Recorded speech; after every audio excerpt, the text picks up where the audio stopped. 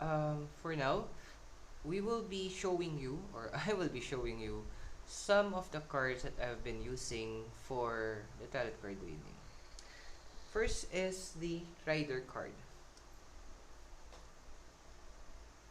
So, if you will notice, this is one, or napaka-common na deck na to. This was created by Miss Pamela Coleman Smith way back in the almost in the early 19th century to late 18th century. It was said that nung ginawa niya yung mga paintings na to, because they were all paintings, 78 decks of 78 cards of them, she was in a trance. So, galing dito sa card na to, a lot of other cards were born. So, let's look at the deck na ginawa niya. So, if you will notice, the cards are very simple. And, napaka-clear lang. Even the picture themselves will tell a story about what the card means. But for now, let's focus on one particular card. Then let's make comparisons on with the other cards. Let's get the card of the Fool.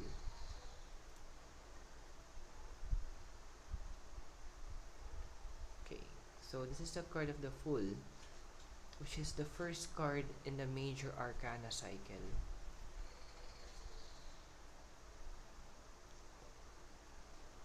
So, it's very simple.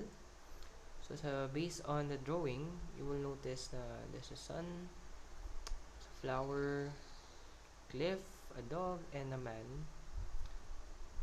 Mukhang naglayas, or a traveler. And it's numbered as 0 because it talks about new birth or new beginning. So, itabi muna natin siya. So, next card that I've been using for my readings is the Richest cards. So, this is by Ellen Dugan. Unfortunately, I don't have any information available or hindi ako nag-research about who is Ellen Dugan. But, it is a very interesting card kasi hinango niya yung designs niya from sa gawa din ni Pamela. But, the difference is that mas evident lang yung mga pictures.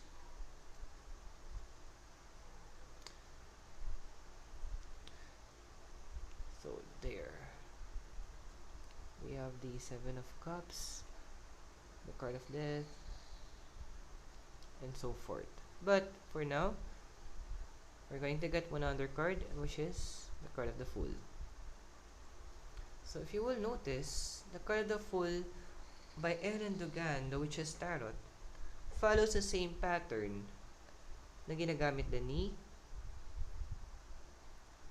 Pamela. The artwork are almost the same. The difference is that the dog here is lively, while the dog here is at rest. Yung paanong Fool dito is ready for travel, contrast sa paanong Fool dito na at peace siya. So, let's put it aside first. The next deck I've been using, ito yung pinakamatagal na deck na ginamit ko, was, yes, it's a big one, the Vampire Tarot. So, it's a big box, if you will notice. Kasi may kasama tong book sa loob. This is the oldest card that ginamit ko. Okay. Ayaw matanggal.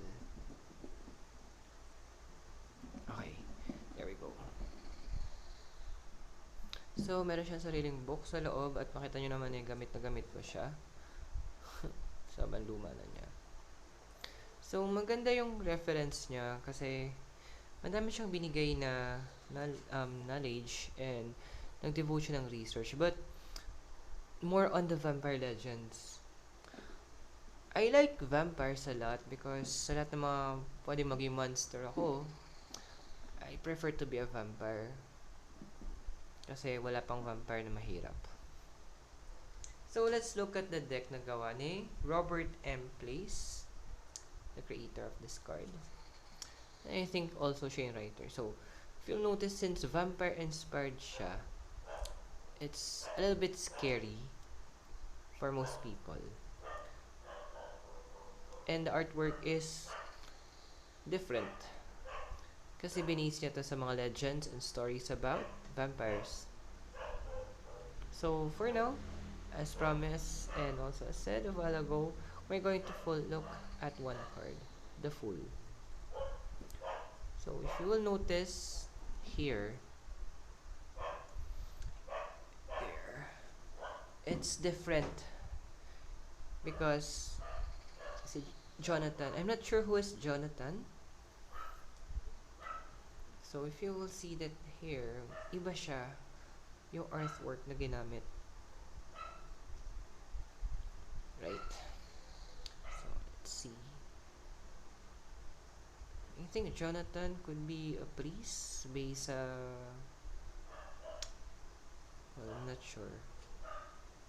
Now, the final deck that I really love, not just because it was an artwork or it contains a great details of work given to it, but also this is a gift from one of my very good friends, Serene, is the Gilded tarot cards by Ciro Macheri or Chiro. So, yung book is by Barbara Moore. So, si Ciro or Ciro ang creator ng design. So, you will notice that this is a good box kasi magnetic siya. And if you're going to look, there's a lot. The artwork is very different. So, let's open it. So, it also contains a book. And this one, to pull it up here. So this one, I like this book because it can be it can also be your journal. So it gives a very good, clear, precise, and concise information about the card. But you're also given the opportunity to write down your own interpretations. So we see it here, the card of judgment, the world, so forth, so forth. It's a nice deck as well. And it also comes with this. It's a guide. So for beginners, you will see here. So each of this or the spread will also provide you information. This is the most classic and widely used spread, which is the Celtic cross. But fortunately, I don't use the Celtic cross that much. So let's look at the artwork. Now you'll notice why it's my favorite.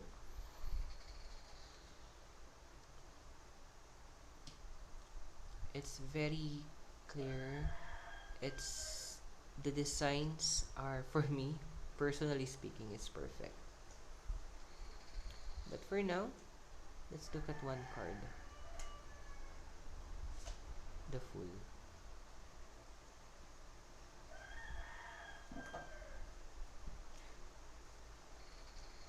Just remove this for a while. And let's get the other cards. So we have the Gilded. We have the Rider. We have the Witches. And lastly, but not, medyo hindi maganda yung ilaw. Sorry guys, there. And lastly, we have here, there, much better. I think that's better. Lastly, we have the Rider. So, why the Fool? The card is composed, or the tarot deck is composed of major arcanas and minor arcanas. Now, the Fool is the start of the start. Yeah. So, these are the back part of the tarot card. So, there will be difference. Unfortunately, hindi ko masyadong ginagamit ang Richest because if you will notice, there's a significance between the upper part and the lower part, red and blue. Unlike with the Rider, the Vampire, and also the Gilded, wala siyang significator na which is the upper part or which is the top or the reverse part.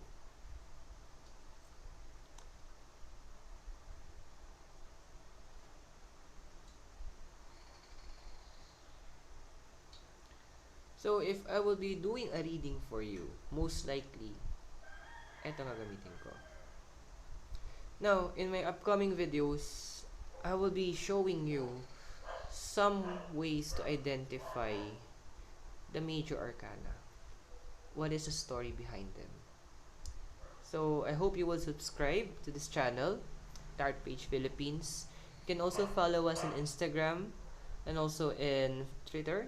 In Instagram is Tarot Page Philippines, in Twitter is Tarot Page PH, and also we're also in Facebook. So guys, I'll see you very soon. Thank you, and like they said, blessed be.